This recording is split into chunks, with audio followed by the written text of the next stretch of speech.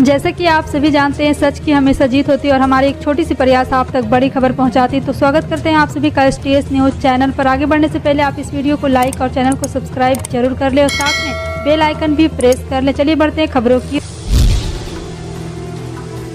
जून महीने में वायनाड में कांग्रेस नेता राहुल गांधी के दफ्तर में तोड़फोड़ हुई थी। तब कहा गया था कि SFI के कार्यकर्ताओं ने वो तोड़फोड़ की और जमकर बवाल काटा। उस घटना का एक वीडियो भी सोशल मीडिया पर वायरल हुआ था, लेकिन अब पुलिस ने उस मामले में कांग्रेस के ही 4 कार्यकर्ताओं को गिरफ्तार कर लिया। एक तो उसमें राहुल गांधी का PA भी बताया जा रहा है। जानकारी के मुताबिक आपको बता दें कि 24 जून को कुछ लोगों ने वायनाड में राहुल गांधी के दफ्तर पर हमला किया और फैसले में स्पष्ट कर दिया कि संरक्षित वन्य जीव अभयारण्य के आसपास 1 किलोमीटर वाला पूरा इलाका पर्यावरण संवेदनशील क्षेत्र रहने वाला है। लेकिन केरल में विवाद इस बात को लेकर रहा कि अगर ये नियम वहां सख्ती से लागू कर दिया जाता तो पर्यावरण संवेदनशील क्षेत्र में रहे लोगों को क्या होगा। प्रधानमंत्री नरेंद्र मोदी ने शुक्रवार को विपक्ष पर निशाना साधते हुए कहा है कि सरकार बनाने के लिए उतनी मेहनत नहीं करनी पड़ती, लेकिन देश बनाने के लिए कड़ी मेहनत करनी होती है। उन्होंने कहा है कि हम सभी ने देश बनाने का रास्ता चुना है, इसलिए देश की वर्तमान और भविष्य की चुनौतियों को लगातार समाधान कर रहे हैं। PM मोदी हर घर जल उत्सव को संबोधित कर रहे थे। उन्होंने जल जीवन मिशन के तहत हर घर नल से जल पहुँचाने के अभियान को एक बड़ी सफलता करार दिया और कहा जिन्हें देश की परवाह नहीं होती वो देश का वर्तमान बिगड़े या भविष्य उन्हें कोई फर्क नहीं पड़ता। ऐसे लोग पानी के लिए बड़ी बड़ी बातें जरूर कर सकते हैं, लेकिन कभी पानी के लिए एक बड़े विजन के साथ काम नहीं कर सकते हैं। चीन में अभी भी कोरोना से हालात नहीं सुधर सके। हालांकि दैनिक कोविड के मामले एक दिन में 3,424 से घटकर 2,678 हो गया है। हालांकि अभी भी देश में पिछले 7 दिनों में हाइनान, तिब्बत और शिनजियांग में हजारों पर्यटकों के फंसे होने की चिंता के बीच 18,000 से ज्यादा कोरोना के मामलों की सूचना दी है। जी हां, आपको बता दें कि भारतीय टूरिस्ट भी यहां जाकर फंसे हुए हैं। हाइनान ने बुधवार यानी 17 अगस्त को 1,499 मामले दर्ज किए। यहाँ 1,50,000 पर्यटकों में से 1 लाख से ज्यादा द्वीप के अचानक बंद होने से फंसे हुए हैं। सार्वजनिक क्षेत्र की power system operation corporation limited ने 3 बिजली बाजार IX, PXIL और HPX से 13 राज्यों की 27 विद्युत वितरण कंपनियों के बिजली कारोबार को रोकने को कहा है। इन वितरण कंपनियों के ऊपर बिजली उत्पादक कंपनियों का काफी पैसा बकाया है। दरअसल इन 13 राज्यों पर 5,000 करोड़ रुपए से ज्यादा का बकाया है, जिसका भुगतान नहीं किया गया है। पोसोको ने Indian energy exchange, power exchange of India, Hindustan power exchange और यहाँ पर लगातार बिजली व्यवस्था के एकीकृत परिचालन का प्रबंधन करता है। वहीं पोसाको ने तीनों बिजली बाजारों को लिखे अपने पत्र में कहा कि 13 राज्यों में 27 वितरण कंपनियों के लिए बिजली का बाजार के सभी उत्पाद में खरीद बिक्री डिलीवरी तारीख 19 अगस्त 2022 से अगली सूचना तक पूरी तरह से प्रतिबंधित होगी। नोएडा की एक सोसाइटी में 2 पड़ोसियों के बीच हुआ विवाद योगी सरकार के लिए झमेला बन चुका है। श्रीकांत त्यागी विवाद में जहां भाजपा सरकार पहले देरी से कार्रवाई को लेकर घिरी तो अब ज्यादा सख्ती को लेकर फंसती नजर आ रही है। इस घटना के सहारे पश्चिमी यूपी में जातिवाद की आग भड़काने की भी पूरी कोशिश की जा रही है। इस लड़ाई में फायदा किसका होगा यह तो पता नहीं, लेकिन नुकसान साफ तौर पर भाजपा को होता दिख रहा है। यही वजह है कि श्रीकांत के खिलाफ बेहद आक्रामक रुख दिखाने वाले सांसद महेश वर्मा की भी अब बैकफुट पर नजर आ रहे हैं और उनके सुर बदल गए हैं। दरअसल नोएडा में श्रीकांत त्यागी की गालीबाजी का वीडियो वायरल होने और फिर सोसाइटी में उसके कुछ समर्थकों के हंगामे के बाद जिस तरह योगी सरकार ने उसके खिलाफ बुलडोजर उतारा, रासुका जैसे सख्त प्रावधानों के तहत इनाम घोषित करते हुए कार्रवाई की, उसके बाद विवाद ने एक नया मोड़ ले लिया है।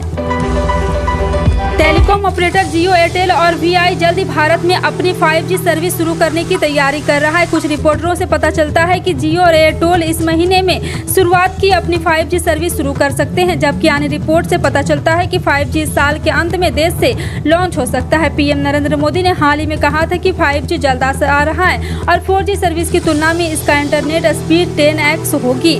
खैर, अब जब 5G भारत में कभी भी लॉन्च हो सकता है तो आपको भी इसके लिए तैयार रहना चाहिए।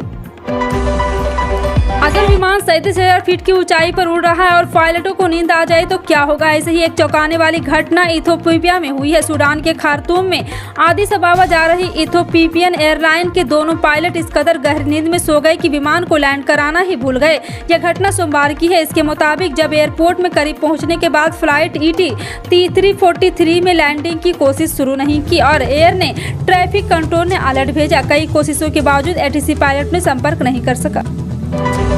बुखार में खाई जाने वाली दवा डोलो 650 टैबलेट को निर्माताओं पर आरोप लगाया कि पर्चे पर मरीजों को इस दवा का नाम लिखने के लिए कंपनी ने डॉक्टरों को 1000 करोड़ रुपए के गिफ्ट बांटे हैं। सुप्रीम कोर्ट ने इसे एक गंभीर मुद्दा बताया है और कहा है कि 10 दिन में जवाब देने को कहा। याचिकाकर्ता federation of medical and sales representative association of India की ओर से पेश वकील संजय पारिक ने कोर्ट में दावा किया कि बुखार के मरीजों के इलाज के लिए डोलो 650 के नाम को सुझाने के लिए 1000 करोड़ रुपए से ज्यादा के गिफ्ट डॉक्टरों को दिए गए हैं। तेलंगाना के आईटी और उद्योग मंत्री टी रामाराव ने कहा है कि जुवेनाइल जस्टिस अधिनियम, भारतीय दंड संहिता और आपराधिक प्रक्रिया संहिता में गलतियों के कारण जुबली हिल्स में नाबालिग लड़की से सामूहिक दुष्कर्म मामले में कथित आरोपियों को जमानत मिल गई और उन्होंने शुक्रवार को ट्वीट करके इन अधिनियमों को लेकर निशाना साधा है। रामाराव ने ट्वीट किया है कि जुवेनाइल जस्टिस अधिनियम, भारतीय दंड संहिता और आपराधिक प्रक्रिया संहिता में खामियों की वजह से दुष्कर्म के दोषियों को जमानत मिल जाती है और जघन्य अपराध में भी छूट जाती है। इसलिए मैं मांग करता हूं कि इन अधिनियमों में संशोधन किया जाए ताकि आजीवन कारावास की सजा प्राप्त दोषियों को जमानत नहीं मिल सके। दिल्ली में रोहिंग्या शरणार्थियों का मुद्दा फिर गरमाया है। दरअसल रोहिंग्या शरणार्थी के मसले पर केंद्रीय मंत्री हरदीप सिंह पुरी के एक ट्वीट के बाद मामला फिर प्रकाश में आ गया। केंद्र की भाजपा सरकार इन शरणार्थियों को डिपोर्ट करने की बात कई बार कह चुकी है। ऐसे में पुरी का शरणार्थियों को फ्लैट देने वाले ट्वीट के बाद मुद्दा गरमा गया। हालांकि गृह मंत्रालय ने तुरंत इस पर सफाई देते हुए कहा कि रोहिंग्या शरणार्थी अभी जहां है वहीं रहेंगे और गृह मंत्रालय उनको फ्लैट नहीं खेल देने जा रहे हैं। रोहिंग्या मुसलमान पर देश में राजनीतिक भी खूब होती रही है। भाजपा अवैध रोहिंग्या मुसलमानों को देश से बाहर करने की मांग करती रही है। ताइवान को लेकर अमेरिका से चल रही तनातनी के चलते चीन के लड़ाकू विमान और फाइटर पायलट की कमी खल रही है। यही वजह है कि चीन ने अपने लड़ाकू विमानों के उत्पाद को तेज कर दिया है। साथ ही सब फाइटर को पायलट की ट्रेनिंग 3 साल में ही पूरा करके जंग के मैदान में झोंकने के लिए तैयार है। आपको बता दें कि LAC पर भारत और साउथ चाइना से यानी कि दक्षिण चीन सागर में ताइवान के साथ एक साथ ट्रू फ्रंट वार के लिए चीन PLA वायुसेना को मजबूत कर रहा है। इसके लिए उसका एक नया प्लान तैयार किया है। जानकारी के मुताबिक चीन हर साल 100 से ज्यादा J-20 और FC-31 लड़ाकू विमान का उत्पादन करने की तैयारी कर रहा है। J-20 चीन का फिलिक्स जनरेशन यानी कि 5वीं पीढ़ी का स्वदेशी फाइटर जेट है, जो FC-31 नेवल फाइटर जेट है जो चीन के एयरक्राफ्ट कैरियर पर तैनात रहता है।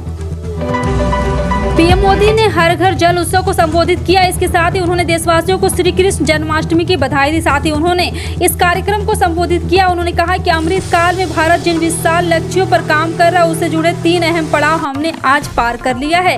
पीएम मोदी ने कहा देश की तीसरी उपलब्धि स्वच्छ भारत अभियान से जुड़ी है। कुछ साल पहले सभी देशवासी के प्रयास से देश खुले में शौच से मुक्त घोषित हुआ था। उसके बाद हमने संकल्प लिया कि गाँव को ODF+ बनाएंगे। उन्होंने कहा देश ने और विशेषकर गोवा आज एक उपलब्धि हासिल की। आज गोवा देश का पहला राज्य बना जिसे हर घर जल सर्टिफाई किया गया है। दादर नगर हवेली एवं दमन और दीव भी हर घर जल सर्टिफाई केंद्र शासित राज्य बन गए हैं।